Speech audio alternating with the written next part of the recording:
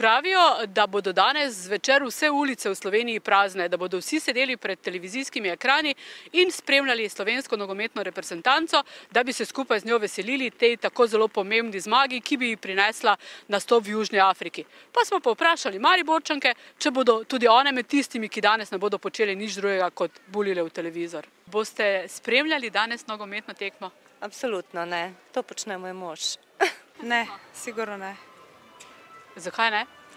Ni mi všeč nobena taka športna igra po televiziji. Če bi se živo gledala, potem bi mi bilo bolj všeč. Tak po televiziji pa nimam nobenega želje, nobene. Ampak navijali boste vseeno za Slovenijo?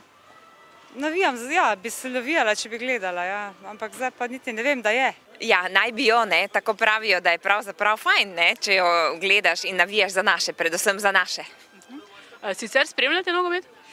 Nekoč bom po pravici povedala, sem tudi trenirala nogomet. Moj oče je bil namreč trener fuzbala, nekoč tudi pred leti mnogimi v Lendavi prvi zvezni ligi igral in skratka Novak Franc, če se še kdo spominja. Ne, verjetno ne. Zakaj ne? Ker imamo malega otroka, bomo hitro šli spat. Ne, ne bom. Zakaj ne? Zato, ker imam v bistvu druge načrte za zvečer. In me ne zanima tako zelo. Bom pa pogledala potem, kakšen je rezultat. Pa kaki nogomet, pa sploh ne spremljam. Boste danes gledali nogometno tekmo? Ja. Ja. Najbrž ne. Zakaj ne? Ja, ker se ne toliko zanimam za nogomet. Kaj pa partner vaš? Verjetno bo, ja, sam ne slovenska, ker ga ni tukaj v tujini.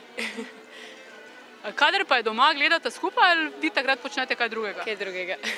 Boste danes gledali nogometno tekmo? Mož jo gleda. Kaj pa vi ta čas počnete? Kaj druga, čitam knjigo ali kaj takega. Glasno navija? Ja, zelo. Pridete potem, ko recimo zakriči, da naši dajo gol pogledati ali vas ne gane? Ne, me gane, se veselim z njim, na koncu komentiramo, na koncu tekme. Kaj počnete vi v tem času? Med tem časom karkoli na internet preberem kaj, pospravim, karkoli. Mamica je zmeraj šimfala, ne?